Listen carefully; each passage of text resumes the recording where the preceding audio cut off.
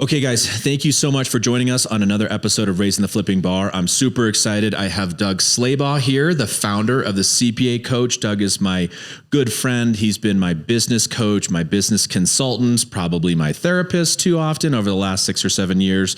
So we're going to talk about mindset and how that helps your investment career. Doug, welcome to the podcast. Thanks for having me. It's a pleasure. It's an honor. Absolutely. Again, we're going to dive into mindset because I think it's something that you've got a ton of experience on. And you've obviously helped coach me up on, but tell me a little bit about before you got into coaching. Tell me about Doug pre-coaching days. Give us a little bit about your background and professional background before coaching. So I grew up in the mountains in a very small town called Basalt. My graduating class was around 42. And then I decided to go to Boulder, University of Colorado. Yep. And I went through a bit of culture shock. So I went from 42 people to about 20,000, and I had a really good time. Yep. I might have the record. I probably have the record for the lowest GPA of any partner in public accounting ever. I had a 0.76. Okay. My first semester of college. So strong. My dad lost his shit. And he didn't pull me though. Okay. He gave me a chance. Okay. And I recovered and I got my grades back up and I was able to stay. Okay, good. I went to school for accounting. Yep. I am a CPA now. I worked with the biggest firm in the world at the time, Arthur Andersen. It's gone now. I owned a construction company for a couple of years in Aspen. Sold that. And then I went to Price Waterhouse and I went to another firm called EKS. So I've owned 3 firms in my career. Yep. And now I own the CPA Coach. Okay. How I got here, I'd say it's a combination of purpose and values. I really wasn't living either of them in my professional career as a CPA. I wasn't being true to myself. I wasn't doing the things that I was being proud of. I was making great money. Yep. And I was signing a little piece of paper with my name on it. And that's how I made my money. Yep. And that just didn't really provide me the value I was looking for. So 2014 or so, I started journaling, started figuring things out, got in touch with my purpose and values. And that ultimately led me to being the CPA Coach. Awesome. Well, now, actually, you couldn't have hit spot on any better for the intro to what is your why now? I mean, it sounds like you had your why and that kind of rapidly changed, but what's your why now? So I think I was blessed with a superpower of empathy. Yep. It's like if I was Superman, instead of like an S, I'd have like an E on my chest. Yep. And I'd fly around and I'd have empathy. But the thing is with empathy is it's just being able to feel, being sensitive to how you're doing. And that's not enough. Yep. Like I had compassion, which is really empathy in action. Like I wanted to do something about people that I thought were hurting or having a hard time or just needed someone. And so I had to have a conduit to act on that empathy, and coaching was it. Through coaching, I'm able to help people with whatever their problems are, whether it's work or life or relationship or promotion or career. Like I can use this as a vehicle to act on my empathy in a way that drives me. And the other part of my why is just I'm really just not interested in anything else. There you go. Done. Check and check. That's it. No, and it's been great for me to see, obviously, your why translates to your clients super, super effectively. Give kind of our audience a little bit of a background on what you do now. I always thought it was interesting because the name of your company is the CPA Coach. You lean more on the financial side, but I think everybody has their own definition. I'm always quick to say that I think for some people, they might not need a coach because that is perceived from a motivation standpoint. I kind of consider you my strategist, my COO, again, my therapist. I don't really know. But tell us a little bit about kind of what you focus on day to day at the CPA Coach. I have this range of skills and knowledge and expertise and understanding that I get to draw from to serve my clients. Mm-hmm. So depending on who they are and where they're at in their lives or their careers, I pick in that range. So if it's an entrepreneurial focus and they need help driving their business, those are the skills I bring forth. If it's someone I need to get to the next level, I need to get promoted, I bring those skills forth. So I'm able to draw on this wide range, just mostly from my experience, plus my reading and my learning and everything to really meet my clients wherever they're at. The trick with coaching, because coaching is a nebulous thing, another pendulum, I guess I'd say. On this end is mentorship. Yep. On this side, the mentor the mentor gives you advice. It says, hey, this is what you should do. Over here is the coach who says, I don't know what you should do. What do you think you should do? It's really curious and asks really good questions. And so I swing between mentor and coach depending on the circumstances. Yep. So I can be both. And so I am a professional coach. I'm licensed, I'm credentialed, I'm with the International Coaching Federation, I'm on their board. So I know what coaching is, but I also recognize the benefit of a mentor. And so I'm not afraid to say that's a stupid idea and don't do that. Or, hey, get your shit together, let's get focused again. Yep. Which is something a coach usually wouldn't have the ability to say, or they'd hold themselves back from saying, yeah. And I'm willing to go in on it. Dump it. Well, and I think the thing that I love too is that I think a lot of times coaching is more of an emotional side. It can be raw, but you've got the financial and the accounting chops to look at a business and say, you might be the most motivated person, you might be the most charismatic person, but your business is shit right now. Yeah, so let's fix it. I'm still a CPA. I still have my license. I'm still credentialed. I still take classes 80 hours every 2 years. Yep. So I've still got that. And I was a partner in public accounting, which is the highest level you can get in public accounting with us for a decade. And so I've got the experience. I've been in the boardrooms. I've been in the audit committees. I've been in front of the SEC. I've been deposed. I've done public work. I've done oil and gas work. I've done the most technical stuff you can do. So I've got a lot to bring forth to my clients. It's just up to me on just being able to pick what serves my client best, because it's not all of it at once. And sometimes I have to be careful not to do some things and just really focus. At the end of the day, what I go to bed with and wake up with every morning is the best for my clients, whatever that is, whatever that means. Totally. Well, the cool thing that I'm super pumped about at Raising the Flipping Bar is that, yes, we're going to do 75% on investment real estate. We're going to lean far into what we call property redevelopment and fix and flip. But 25% of this podcast and every season we do is going to be on personal development. It's going to be on business strategy, things that you and I work on. So I think this could easily be a 3-hour episode, but I want to give kind of our audience 3 anchors or 3 things that we're going to talk about today. And the thing that I love about you is you're able to give people tangible things they can dive into. So tell us a little bit about the first philosophy that I want to talk about that you've helped me a ton with. You've helped really our students at our academy with is the concept of working on your business versus in your business. Where did that come from? And kind of maybe give the definition to our audience of on versus in the business. So I would say, the in the business is going to be the day-to-day. Mm-hmm. It's going to be selling properties, flipping properties. It's going to be coaching for me. It's going to be doing tax returns for CPAs. That's in the business. You're driving revenue with it. So it makes sense to spend a lot of time there because it equates to dollars, tangible, visible dollars. On the business is when you step back from the doing and you actually take a look at the business as a whole. You actually see, where is it going? Like, what's its trajectory? Where's it headed? What have I done lately to really change this or build this or drive it towards a vision or a strategy? And that ability, unfortunately, is lacking. Yeah. And I think you had mentioned Gerber's E-myth. Yep. And the E-myth, the entrepreneurial myth is that business owners, entrepreneurs, they know how to run a business. They don't. Right. They know how to be technicians. Mm-hmm. They know how to be coaches. Yeah. They know how to be accountants. They know how to be agents or flippers. But they don't know how to run a business. Yeah.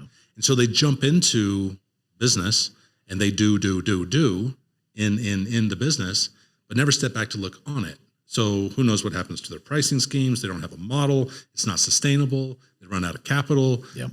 They're not growing. They're not prospecting. They're just focused on what's in front of them, what's urgent and in front of them. And unfortunately, the business gets away from them. That was a long-winded response to your question. No, but I think that it's something that's super, super important because you're right. I went to Tony Robbins' Business Mastery and they break it down into 3 different tiers. I remember you came back with like a binder that was like that thick. We paid a lot, so we should have gotten a binder. Should have gotten a couple binders. But yeah, I mean, and I think part of the cool concept there was Tony broke it down into 3 different buckets, and actually, to what you just described, they called one of the people that they need in your business to be successful is the artist. And the artist is a person who's great at their craft. And I think that's what a lot of entrepreneurs are that you just brought up, is that they're great at their thing, but they kind of suck at other parts of it. I know we're trying to improve upon it all time. So it's like, how do you step out and kind of become looking down on yourself and work on the business versus you're right in it. And we all talk about the grind and everything else. So I'm a coach, so I got to ask, so how do you step back and away from your business? I think it seems super, super simplistic, but to me, it's actually gaining physical space. So one of the best ways that I've worked on my business, and this is going to probably make half of our audience shut the mic or shut their stuff off and not listen to us. They might never come back. Oh, bummer. But I went to visit my best buddy who lives in Casper, Wyoming. And so Denver, it's a 6-hour drive, 6 hours of uninterrupted time, either listening to podcasts or even just having silence. I can work on the business and think about big picture stuff rather than being in the business. So it's actually just physical proximity. I think for me, it's just kind of There's a another nice element there though too that you mentioned. There's something else about that trip that's important. What else? As far as working on the business versus in the business, it's, working on stuff that you're passionate about. It's 6 hours. Oh yeah. Or time block. Really uninterrupted time. Right. You couldn't check you were driving? Yes, I was driving. Right, so you weren't checking. I hope you weren't checking your phone. Of course not. Never. Right. Yeah. Right? No. Never. Kids are listening. Yes, of course not. Our kids probably. Don't text and drive. But you had this block of time which doesn't land in your lap. Yep. You never get that time. It doesn't just show up and say, "Hey, guess what? You got 6 hours today. You get to choose what you want to do." And when it does show up, you're like, "Well, I'm going to go to the bar. I'm going to hang out with my kids. I'm going to go on a long run. I'm going to hit Target because it's overdue. I'm going to work on the backyard." Yeah. Like we don't even know what to do with it when it comes. Yeah. But that time, that block of time, the only way you create it so that you can work on the business is by being intentional. That's the key word. You have to be intentional about working on your business. You have to create that space because time and clients and prospects and business will not give it to you. Yeah. You have to create it. Period. Well, and that's perfect because intentionality is key. One of the concepts that you've helped us with that I would love for you to kind of give to our audience is the Eisenhower principle. Our former president / military leader, and to your point, it has to be intentional. So maybe kind of tell us about the Eisenhower principle and Turns how out you. it's bullshit, by the way. Yeah, Eisenhower didn't come up with really shows how much I know. I'm glad you're here. Fill me in. Covey quotes him, and Jim Collins quotes him. Yeah, that's what I remember in Good to Great. Yeah, and he didn't come up with it. Well, who did? Some other dude named Miller or somebody like. Oh, probably some Eisenhower was quoted professor saying, or something. He was quoted as saying, "What's important is rarely urgent, and what's urgent is rarely important." Okay. And he said in a speech and he quoted another dude who said it. Right. And then Collins and Covey get a hold of it and turn it into the Eisenhower matrix. Yeah. And give it the Dwight Eisenhower name. But let's just pretend for a second that Dwight Eisenhower did it. Okay. Yeah. So tell us about the matrix that may or may not be Eisenhower related. Thank you. The theory was that Eisenhower would come into his office, and he'd sit at his desk and he'd have this giant stack of papers. And he said, "Ugh, this sucks." I doubt Dwight said that, but that's probably what he was thinking. Right. And he would take the papers and he would organize them in 4 piles. You'd have a pile of urgent and important. You would have a pile of not urgent and important, a pile of not important but urgent, and a pile of not urgent, not important. Okay. So what do you think he did with the not urgent, not important pile? He not urgent and not important. He should hopefully not do that. Throw it away. Chuck it. Right off the desk onto the floor and into the trash. Yeah. And then what about the stuff that wasn't important but urgent? He hopefully carved out time to do that. No, he even made someone else carve out time to do that. Oh, there you go. Okay. So delegated. Yeah, delegate. It's like, that's shit I don't need to do. Yeah. I'm going to give that to Bob down out in the hall. Yep. Bob's going to do the stuff that's not important but urgent. Yeah. And then he looked at this big stack and it was urgent and important. Okay. What do you do with those? You should have done it. Probably got urgent and important. Got to get it done. Right? Yeah. Like that's the stuff that, he's got to figure out all kinds of stuff in the United States and he's got to move this and there and he's got to go to the meeting and whatever. So he focused on that. He got it done. The stuff that he had to be involved with. But what about this pile that was not urgent, but important? That's the one. Hopefully he carves out time. Makes time for every day. Yeah. Time blocks. In some fashion. Yep. Whether it's a big hour block. Rarely in business do we get like an hour where it's like, I don't know what I'm going to do. Yeah. But if you create one, create it. If you block it, and if you keep clients and people from getting in that way, you can have it. But he would be intentional about about creating that time. But the point is like what in life goes in these boxes, like a physical goes into not urgent and important, right? Yeah. Because there's nothing like wrong right now. So why do I need to go to the doctor? It's physical. I put it off there 6 months until it becomes urgent. It becomes urgent. Yeah. And then what about like working out? What about spending time on date night? Yep. What about spending time in strategy and vision for your business? about defining your values and your culture, about thinking ahead, about planning for the next 3 months. That isn't in the urgent and important. It's in the not urgent and important. And so unless we make time for it, it doesn't happen. Yeah. No, And we end up working in our business, urgent and important, and not on our business, which is not urgent and important. yeah. So give me something that is another good kind of tip for some of our listeners out there, which are people that are fairly similar to me in the investment space. They might be the one man or woman show. They might be a mid-sized firm. They might have 100 employees, but talk about maybe some tip that we can give our audience about when to hire. You talked about, the matrix part where Ike is delegating.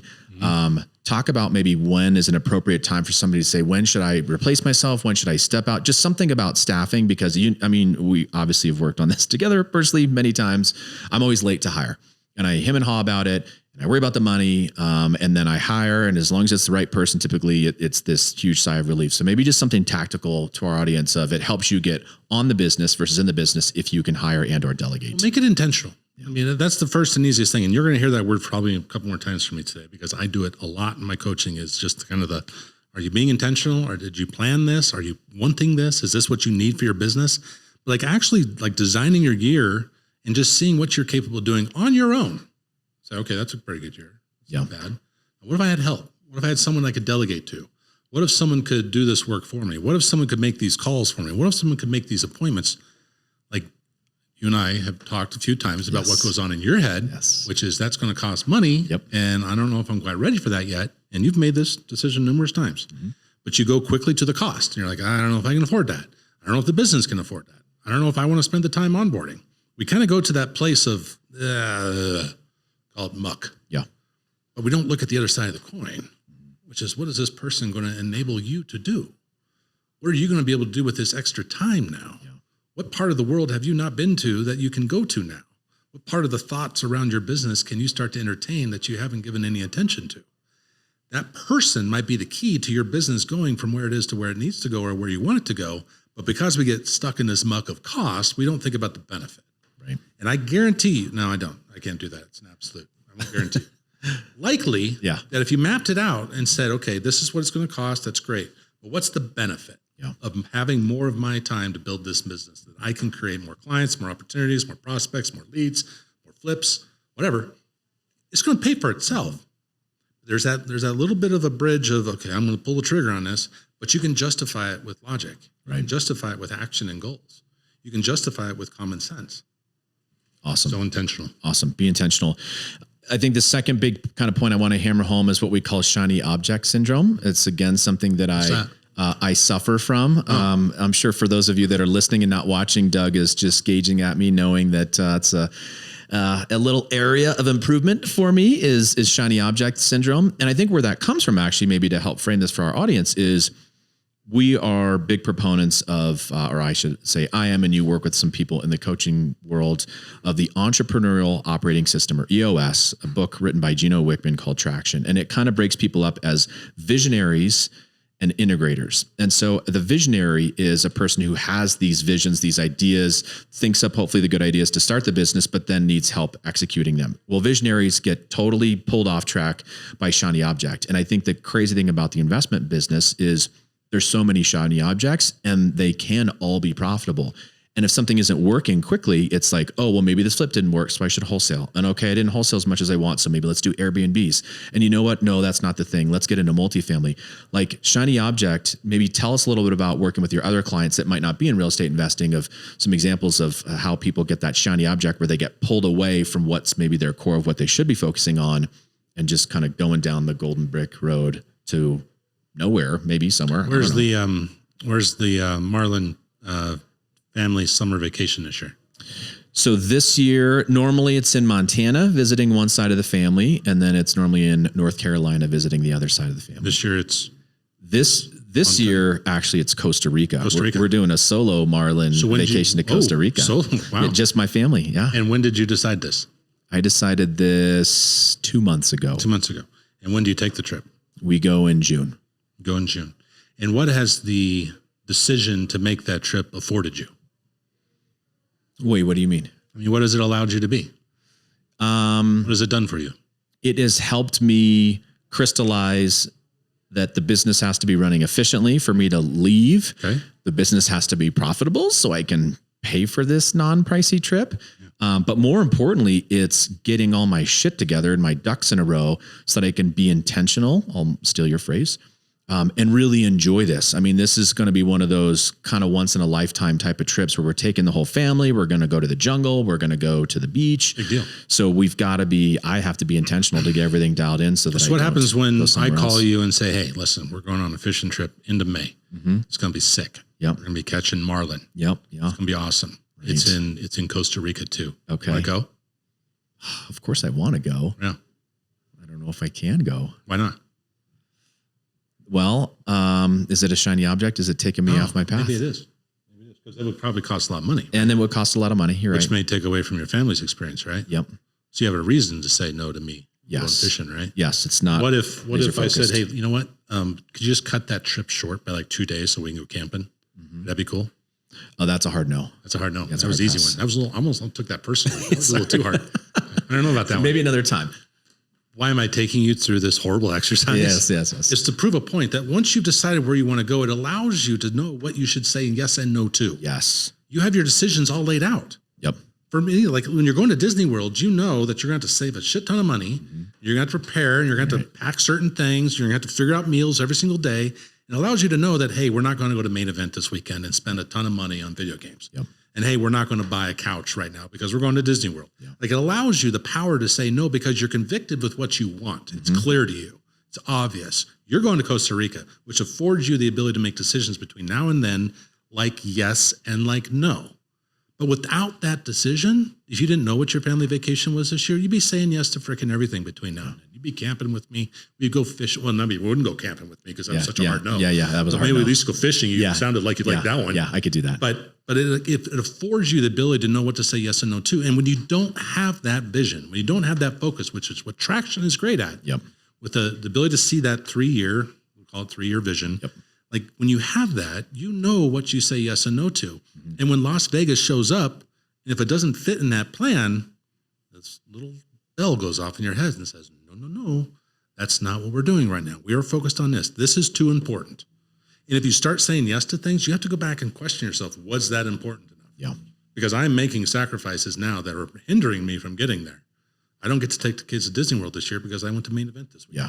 Well, and that's the other cool thing is there's something refreshing about knowing where your attention needs to be focused and saying no. That's actually was one of my quote unquote New Year's resolutions was to say no more often because there are so many opportunities that come down the pipeline in real estate investing. It is sexy. It's freaking profitable. You know, if you model out, I know you and I worked on this a couple of years ago of great, let's expand to Las Vegas. Let's flip in Vegas. Had a person I was going to partner with there. We had some great ends on finding properties, but it really took me off track. And so if I really would have had those guidelines and those guardrails up of knowing what was the fit for me at that point, who knows, maybe what I actually, opportunity cost. What did I pass over that's here right in front of me? It was in our wheelhouse. I said Target earlier. So you imagine you've been to Target lately. Yes. What happens when you go to Target? Unfortunately, spend never under $100 on I don't know what. And then you get home and you're like, what the hell was this stuff? Why was I what was I doing? Whatever. Yep. But it's like that with not being focused. If it costs money and it costs time.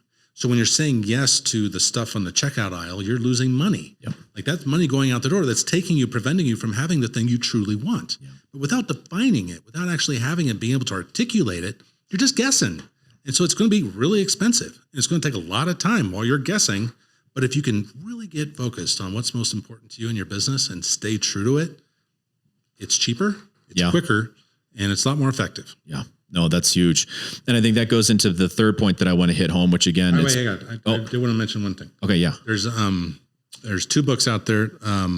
One by Keller Williams. Oh, right. Okay. He wrote The One Thing. Yes. Which Gary Keller. Yeah. Which helps you focus on that one thing, which is mostly process for him, but that's as important as anything. And then there's First Things First by Covey, which he also covers Eisenhower box in that one too.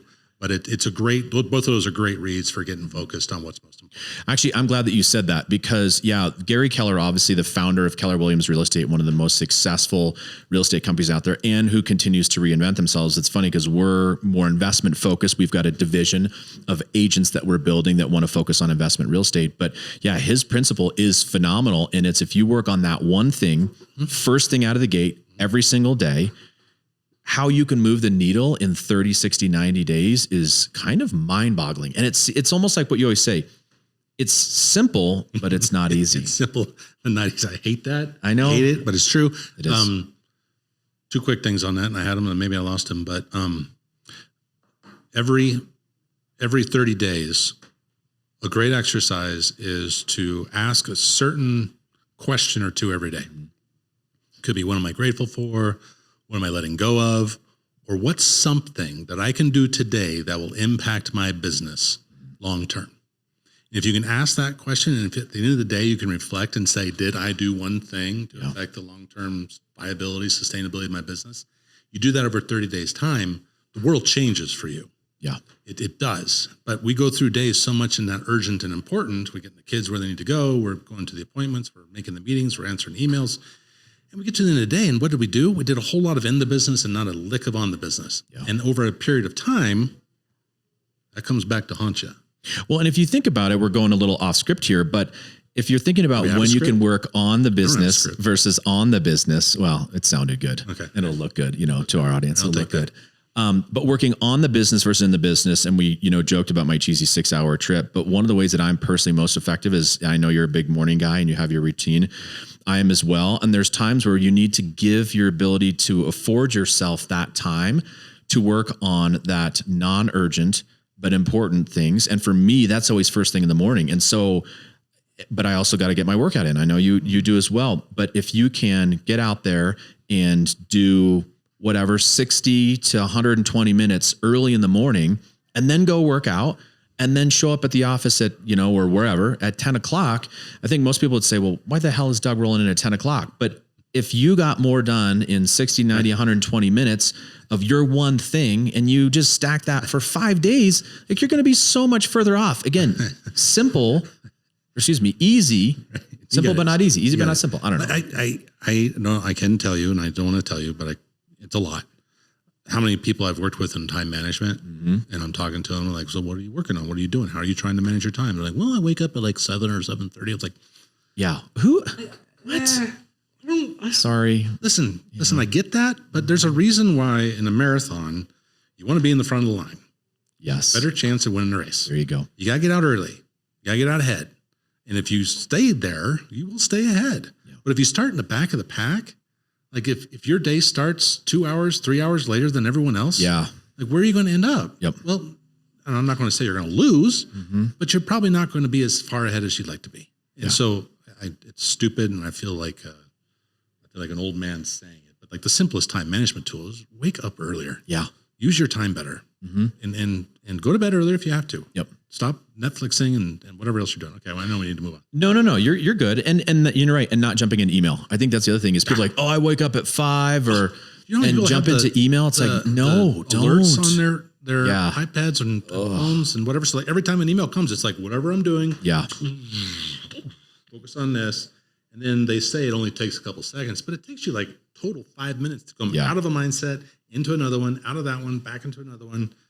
Okay, so I know we could obviously be here for 3 more hours, but I want to hit on the third point which is growth versus scarcity mindset. Can you give our listeners and our audience, I know you work with a ton of really smart clientele, kind of your definition of a person and an entrepreneur or a business owner of growth mindset versus scarcity mindset? So I would probably respectfully change your question just a little bit. Yeah. And there's kind of like a polar opposite. So the scarcity mindset is, the glass is half empty. Okay. Abundance mindset would be the glass is half full. Mm-hmm. So how does that, well, first of all, what's a mindset? Let's just back up. Yeah, there you go. That's helpful. Mindset is attitude. Mm-hmm. It is what you carry. It could be a set of beliefs. It could be a disposition, but it's truly an attitude. And so if you walk around with an attitude of everything is half empty, like what does that do to you?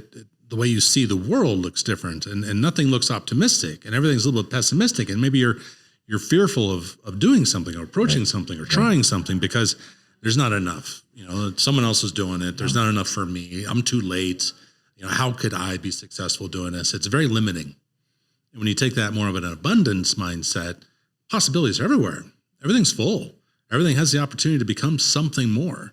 And so that attitude helps you create, innovate, be more bold, be stronger, be more perseverant, be more intentional. Like, it's much more freeing. And I guess that's the best way to look at it, is like the abundance mindset is freeing. It allows possibilities to happen, whereas the scarcity is very limiting. Like, I don't even want to leave my house with that, right? I don't want to make that phone call. I don't want to write that blog. I don't want to make this podcast. Right. It's terrifying almost.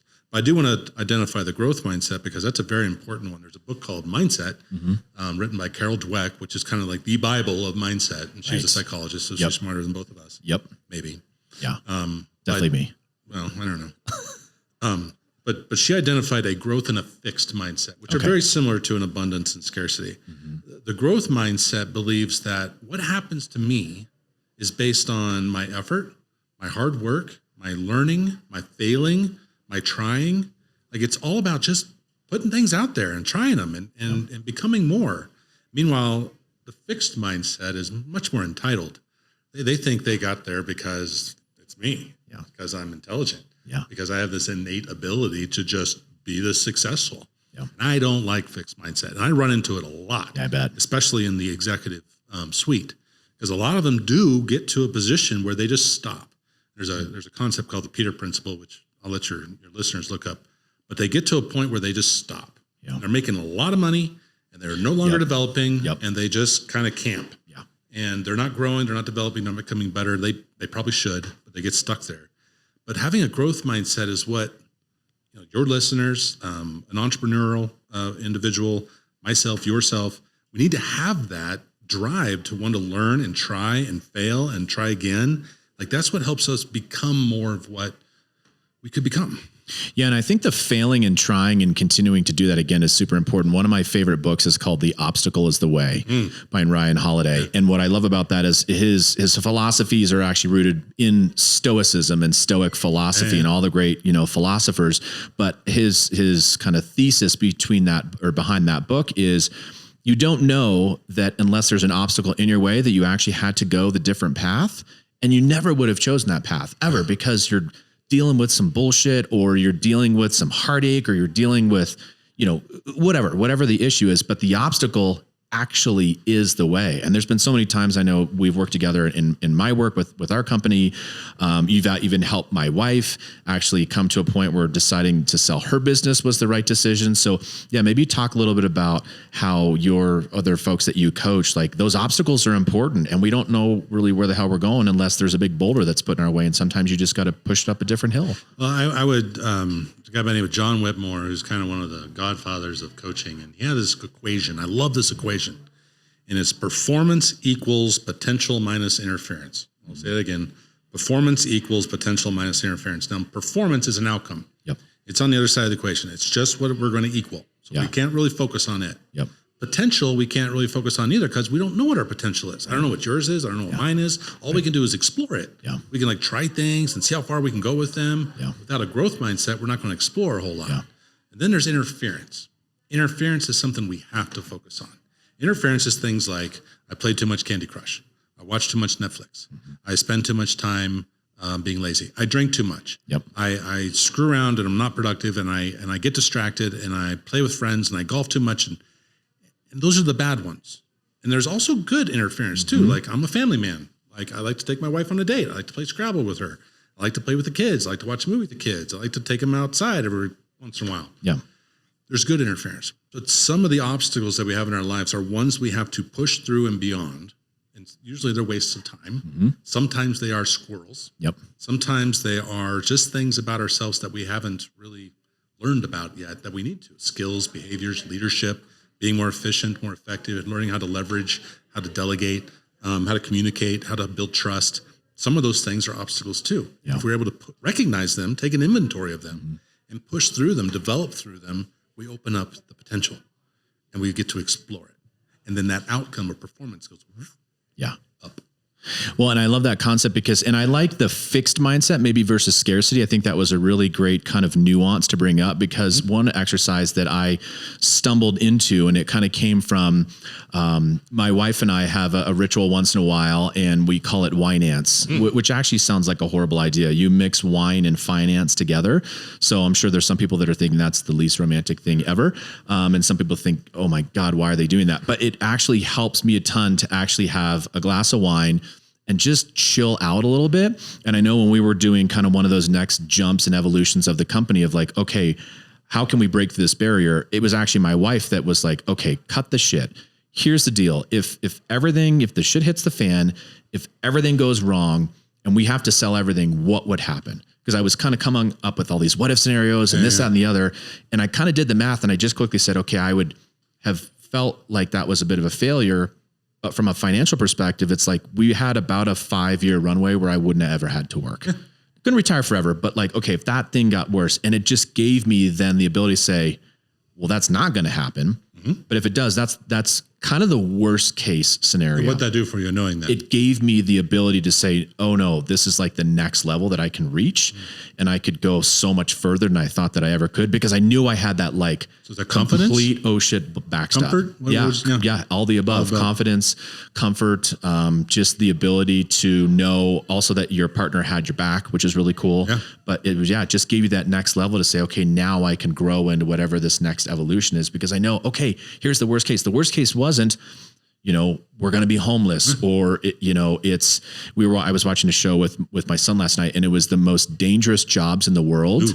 And it was some guy was doing sulfur mining with a bandana on. I mean, you just know. And I kind of looked at him, I'm like, our deal is not that bad, right? Like, we're fine. We're okay. And so, that's not our life. Yeah. Our life is we have to start back over, or actually it was something that my dad instilled in me, who's a successful business owner, it's like the Home Depot philosophy, which is if shit hits the fan for him, he's going to just go work at Home Depot. Yeah. And it's not great, some days but you're not nice. home. Yeah, you're right. Actually, that doesn't sound too bad. Some days. But you're not homeless, so it's like, it's that fixed versus growth mindset. And I think you framed it perfectly. Like, that's the way to look into it.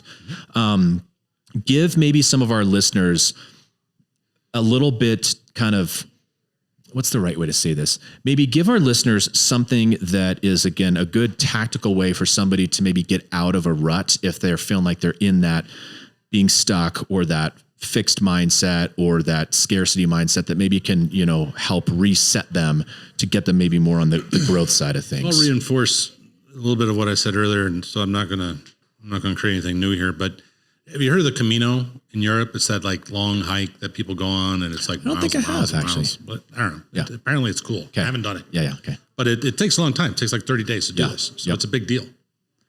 And I think we all could use something like that in our lives. Yep. Kind of a reset. Kind of a, let's just, for the next 30 days, let's try something different every single day. Mm-hmm. Just one thing that I think is going to change. And let's just be committed to it. Let's just see what happens. Let's just go ahead and say, on every day for the next 30 days, I'm going to call 3 prospects, or I'm going to call 50 people, or I'm going to write a bit of a blog, or I'm going to record a little bit of a video, or I'm going to go to a networking event, whatever it is. Yeah. But just for 30 days, do something every single day. And that includes weekends. Yeah. If you're working on the weekend, if you touch your computer on the weekend, you have to do this. Yep. If you're not working at all on the weekend, like you're on vacation, you get a pass. Yeah. But for the next 30 days, if you work any day, it has to include something that is on your business, that is intentional, that is using a growth mindset, so that you are becoming more than you were before. Yeah. And if you do that for 30 days and it doesn't work, then call me. We'll figure it out. Okay. I like it. That would be a good tool. We should do that, like that lead magnet of, hey, what are 30 things to do to get you out of that rut? Yeah, right. I mean, just reset writing, the clock. The power of writing and journaling is becoming a lost art. True. There's a book out there called Think and Grow Rich. Oh, yeah. Which supposedly gives you the secret on how you're going to get rich. Yep. All it is at the end of the day is you wake up in the morning, you say, I'm going to have this much money by the time I'm this old, and I'm going to be blah, blah, blah. And then every night you write the same thing. I'm going to have this much money when I'm this old, and you do that every single day. Yeah. That's the secret, right? Supposedly to thinking and growing rich. But it is that exercise that puts you in the mindset of I am going to do this. Yeah. And after you repeat that over and over again, guess what fucking happens? Yeah. it starts to show up. Yes. It starts to be in there in ways. And like all of a sudden you're like, you know what? I am going to be rich and I am going to do some things. Yeah. And rich is relative term Yeah, to yeah. whoever you're talking to, but I'm going to do some things in this arena with this mindset so that I have more than I have now. Yeah. And I'm no longer living in those obstacles. Totally. And surrounding yourself with the people that are going to do that too. I think I that's hear a that's tough the thing. second best thing to do about getting yeah. rich is to hang out with rich people. I hear that's number 2. Yeah, absolutely. Number 1, you write it. Number 2, you hang out with them. Absolutely. Well, we are winding down this episode. Again, this could easily be 3 hours. Thank you so much for being here. I know we have a lot of opportunities to talk, and I'm super excited to have our audience get a chance to know you and meet you. I'm going to ask you one final question, which would be, you've mentioned some great books and some great resources, kind of framing those last 3 topics that we've talked about. Is there any other book or any other resources that you would kind of recommend that people can go out and grab and hopefully maybe get them in that growth mindset? And this is almost self-dealing, but it's not. There's a book out there right now called The Creative Act, Way of Being. Okay. It was written by a gentleman by the name of Rick Rubin. Oh, yeah. Which if you can see me on video right now and you Google Rick, you'll see why it's somewhat self-dealing. There you go. I didn't think about that. Rick Rubin-esque beard. I love it. Rick was a music producer for Beastie Boys, for Red Hot Chili Peppers, for Andrew Dice Clay, like a lot of people that have gone far in their careers. But he's kind of he's a hidden gem in music production because he gets creativity out of his artists. Yep. And he's able to help them think outside of the box. And instead of following the traditional ways of doing things, he makes them play music in the dark or without clothes on, or they have to change instruments, or they have to go outside, or they have to record with a gargle. Like he does creative things that bring stuff out of his artists that otherwise wouldn't exist in the world. And I think each of us can tap into that in our businesses, being an entrepreneur, being a creative that will take us in directions that no one's gone before. I look back on your product, I look back on PFlip, and I look back on some of the origins and the way you've been creating it and building it. And very much of that is inspired by creativity and different ways of doing it. That's the stuff that sticks. That's the stuff that makes a difference in this world. So long-winded answer, diatribe. No, that's good. The Creative Act by Rick Rubin would be the read that I would recommend. And it's a little bit of a breath of fresh air compared to mindset and traction and first things first. Yeah, you're right. As my daughters say, that's some of the books that I read are a little businessy. Yeah. So this would be a little less businessy, more creative, which we're all creatives. We're all entrepreneurs in our own,